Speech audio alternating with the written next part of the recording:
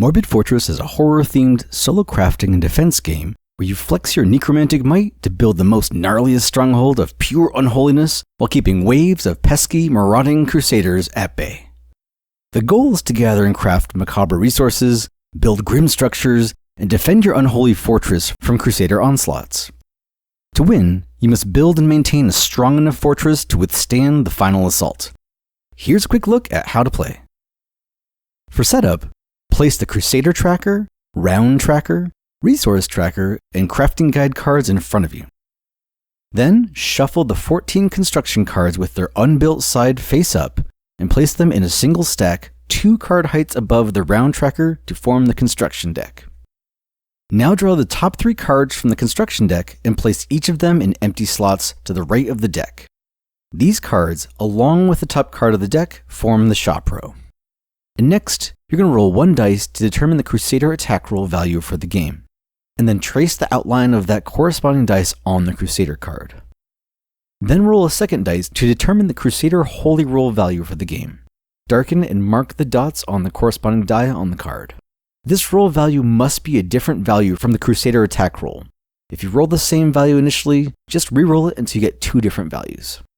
And then once you get the Crusader's attack and holy values sorted out, you're going to set the 3 dice and the dry erase marker in front of you, and then you're ready to begin. Each round of Morbid Fortress follows 3 different phases. You have the roll phase, then you have the production phase where you're going to craft, buy, and build, and then finally the Crusader phase. Let's look at the roll phase first. So at the start of each round, roll all 3 of your dice. Based on your rolls, you're going to do the following in this order. First, you're going to do a Crusader values check. If any of the dice you rolled matches the corresponding attack or holy roll values that you filled in at the start of the game, increase the corresponding value on the Crusader Tracker card by filling in 1 circle per matching die. Each section cannot hold more dots than are available to fill. Next, we're going to handle the Crusader Rally Point check. Mark off the next circle on the round tracker. If the circle features a Crusader Rally Point symbol on the current round, check to see if any of the dice you rolled matches any of the numbers in upcoming round circles between the current Crusader Rally Point and the next Crusader Rally Point, or the game end if you're in the final stretch. Circle any rounds whose numbers match your die rolls. These indicate rounds where the Crusaders are going to attack you. And now we're going to harvest resources. So you can harvest basic resources including acolytes, building materials, and bone by spending each die to add a resource to your reserve, by marking the corresponding box based on your die value. If all of a particular resource's slots are full, you may not harvest more of that resource until a slot is available. Additionally, any die can be spent instead to add 2 scrap to your resource card. Scrap can be used for repairing damaged buildings or for crafting. And then there's the Eyes of Influence. If you have any Eyes of Influence, you may spend 1 eye by erasing the pip to either re-roll an unspent die or modify a die value plus or minus 1 per eye pip you've spent. 1s may be modified to 6s and vice versa. Also, an unspent die can be modified more than once in this way before it's spent. Once all of your resources are harvested for the round and you've allocated each die, proceed to the production phase. During the production phase, you may now craft, buy, and build in any order as many times as you are able to based on the resources you have available. Here's what each of those actions entails. For crafting, follow the recipes on the crafting card to create special advanced resources like metal, blood, or haunted skulls, or to take bonus actions like salvage and repair.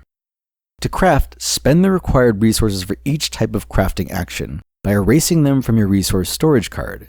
Then, add the newly created resource by marking them down as follows. Blood and metal may be stored under the alchemy section of your resource tracking card or spent immediately for other actions. Haunted skulls must be spent in the same round they're crafted. Either typically this is for building or if you're storing them on a particular structure for an ability, because some special constructions also allow you to store them for endgame bonus points. Salvage allows you to spend 3 scrap to craft a basic resource of your choosing. And then repair lets you spend 2 scrap to repair 1 block of damage on a damaged building, and you'll do this by erasing the damage mark. So for a quick example, let's say I want to craft some metal so I can get a construction blueprint. I'd spend and erase 1 acolyte and 1 building material to then gain and mark off 1 metal. Now, to buy one of the 4 available construction cards in the shop row, including the top card of the deck, spend the required metal by erasing it from your resource tracker, and then add the purchased construction to your building tableau area with the unbuilt side facing up. And then once you've added the card to your tableau, you're going to immediately replace the empty slot with the top card from the deck. You may build multiple construction cards in a round, provided that you have all the required resources. In this case, all I can afford is the Impalement Ward card, so I'm going to spend my metal and then add the card to my tableau. Technically, this construction isn't fully built yet, so we'll get to that in just 1 second. Resources can be used towards completing unbuilt construction cards by spending a resource, erasing it from the resource tracker, and marking off the corresponding symbol box on a construction card's recipe grid. For the sake of this tutorial, let's just say I've got enough resources to fully complete the Impalement Word construction, so I'm going to do just that. Now, when you mark off the last symbol in the construction recipe, flip the card to its built side, and then now you're going to gain access to its defensive capabilities, its damage absorption slots, and then any special abilities indicated on the card. It's worth noting that special abilities can be used in the same turn a building is completed. You may complete multiple buildings in a round, and you do not have to finish one construction before starting work on another. There are also no maximum building limits. Those are the 3 different actions in the production phase. When you have taken as many craft, buy, and build actions as you would like to, or have resources for, proceed to the Crusader phase. Anytime you end a round on a space that was circled during the Crusader rally point check, the Crusaders will attack. Otherwise, you're just going to skip this phase and start the next round. For the sake of this how to play, I'm going to assume that the Crusaders are a little bit beefier by now and are ready to attack, and that I've also got some buildings that are already constructed to defend with. So let's look at resolving Crusader attacks. We're going to start by applying defensive measures. For every completed building in your tableau that has a shield symbol, reduce the current Crusader's attack strength by erasing 1 pip per symbol in your tableau. Impalement Ward has a shield icon here, so that will reduce the Crusader's attack by 1 pip. And then for every completed building in your tableau that has a magic symbol, reduce the Crusader's holy strength in the same way. Note that the Crusaders are always going to have at least 1 holy strength. In this case, we don't have any magic symbols on our cards, so we're going to move on. At this time, you may also trigger completed building abilities that let you gain additional defensive measures, then apply the results. Now, add together the combined total of any remaining attack and holy pips on the Crusader's card.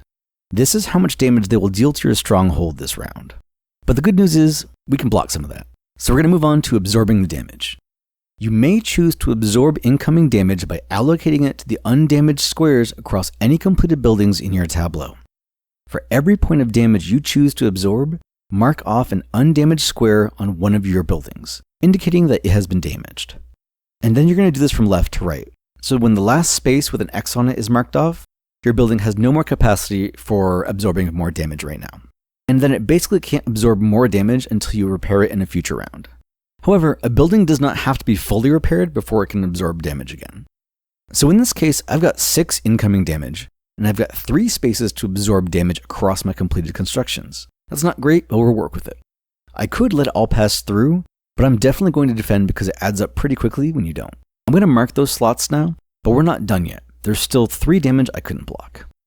And that brings us to carrying over any unabsorbed damage. Any damage that you cannot or choose not to absorb carries over and is added to the Crusader's power meter by filling in 1 pip on the power track per point of unblocked damage.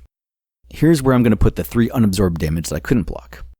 If all of the pips on the Crusader power track are filled, and then a 26th point of unblocked damage is taken, your fortress is destroyed and the game ends. Don't love that for us, so we're going to try to avoid that. And if you survive, great. Start the next round, and then the whole 3-phase loop starts all over again. Whee! Alright, let's take a moment to talk about card abilities. Many construction cards have abilities that can be used once they've been completely built. Some cards can be triggered a certain number of times per game, as is indicated by the circle X slots for you to mark when they've been used. And then other cards have special properties or endgame scoring bonuses. Triggerable card abilities can be used at any point during any phase of the game, as long as you follow any rules or restrictions on the cards, and then be sure to mark them off when used if applicable. The game end can be triggered in 2 different ways. 1, the game ends in an immediate loss if the Crusader power track ever reaches the top. Or, also the game ends when you reach the end circle on the round tracker. If you're lucky enough to get here, proceed immediately to scoring and don't take another turn. Now we're going to tally your score as follows. Gain 1 victory point for every undamaged square in each completed building in your tableau. This includes the squares that have the X's on them. And then you're going to gain any additional bonus victory points from endgame scoring abilities on completed buildings in your tableau. Now once you've tallied that up, reduce the Crusader's power track total by the combined number of shield and magic symbols on completed buildings in your tableau. And then finally, you're going to compare your final score to the Crusader power track. If you score higher than the Crusaders, you win. But if not, your fortress is completely overrun and razed to the ground. Your severed head is mounted on a pike and paraded around the land to set an example for those who would quote-unquote defile the Holy Lands. There are no ties. And that's Morbid Fortress. Be sure to read the full instructions for additional info, like card anatomy, description of card abilities, and all that good stuff. Thank you so much for watching. Don't forget to check out my website at www.doomthoughts.com, where you can learn more about my upcoming games. Thanks. Bye.